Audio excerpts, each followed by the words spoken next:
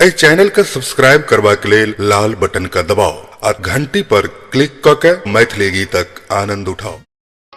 हौ छागर कटले मौस एले कि नहीं एले? हाँ की कहे छलौ?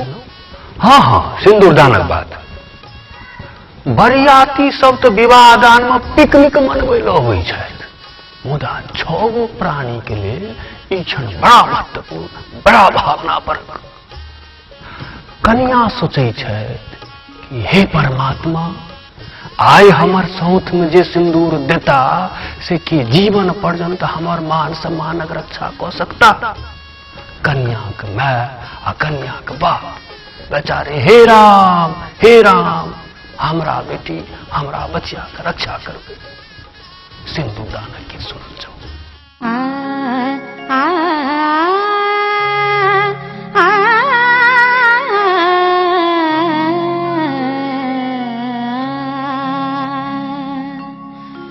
सखी है सखी है सखी है राम बिया मनाऊं। सखी है राम बिया मनाऊं। सखी है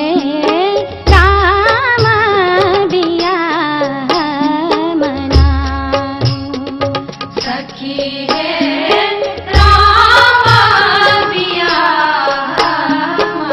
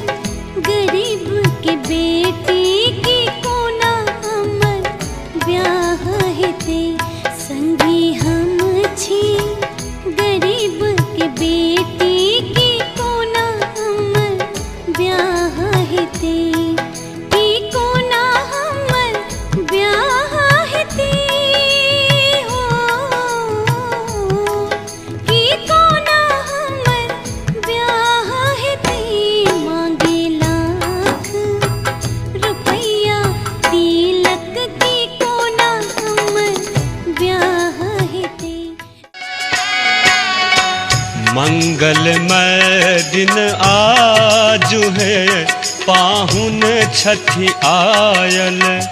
मंगलमय दिन आजु है पाहुन छठी आयल। धन धन जागल भाग है मन कमल फुलायल। धन धन जागल भाग है मन कमल फुलायल। मंगलमय दिन आजु है पाहुन छठी आयल। मंगलमय दिन आजु है पाहुन छठी आयल।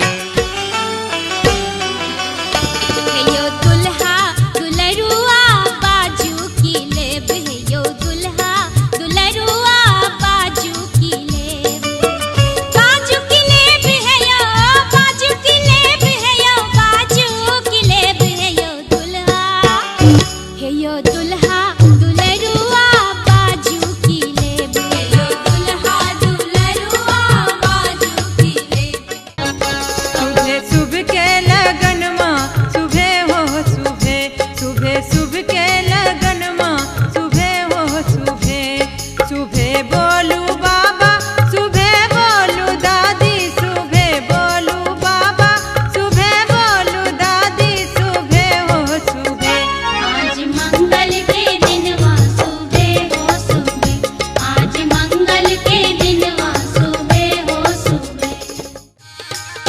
बहिना गे कोना कपारी छब गिरी जाके बूढ़े